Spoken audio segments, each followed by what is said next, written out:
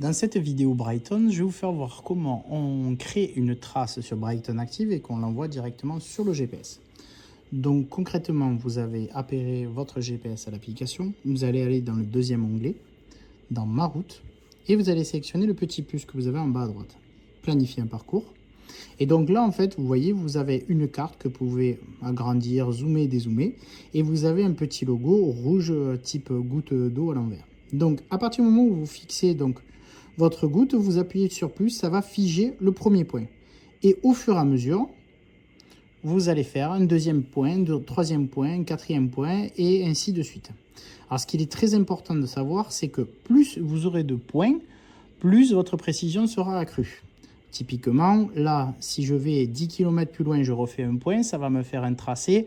Mais au niveau de la précision à chaque interception, ça risque d'être assez compliqué. Si vous voulez quelque chose de très précis, il faut que vous fassiez des points assez rapprochés. Et bien évidemment, quand vous avez, vous voyez, un embranchement de ce type-là, ben vous faites un point avant et un point après. Ce qui va vous permettre d'avoir une précision plus sympa quand il va être en navigation.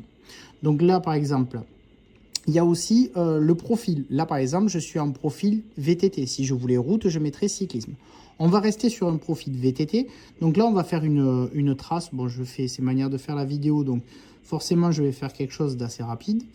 Et je vais revenir à mon point de départ. Donc voilà, là, j'ai fait mon parcours. On peut le voir, on peut zoomer, dézoomer. On voit la forme qu'il a. Comment on va l'envoyer directement sur le GPS? C'est tout simple. En haut à droite, vous avez un petit nuage avec une flèche. Vous appuyez dessus et vous le nommez. Donc, on va marquer test 810. On le sauvegarde. Il est très important de donner un nom à une trace. Comme ça, quand vous en avez plein, au moins, vous pouvez les trouver beaucoup plus rapidement. Si vous avez un nombre ou quoi que ce soit, c'est un petit peu plus compliqué à retrouver facilement. C'est pour ça qu'il faut bien leur donner un nom.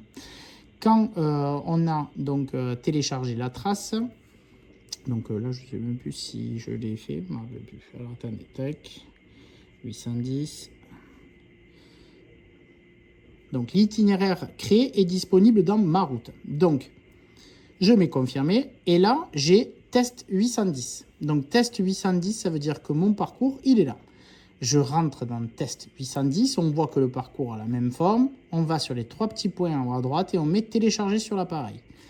Itinéraire envoyé, l'itinéraire a été envoyé avec succès à l'appareil. Vous pouvez trouver l'itinéraire placé dans Ma route sur votre appareil. Donc là, on a téléchargé notre trace qu'on a créée directement sur l'application et on l'a envoyé sur le GPS. Donc ce qui veut dire que si je vais dans mes itinéraires, Ma route, nous avons test 810. Donc, si on le sélectionne, on voit bien que le graphique correspond.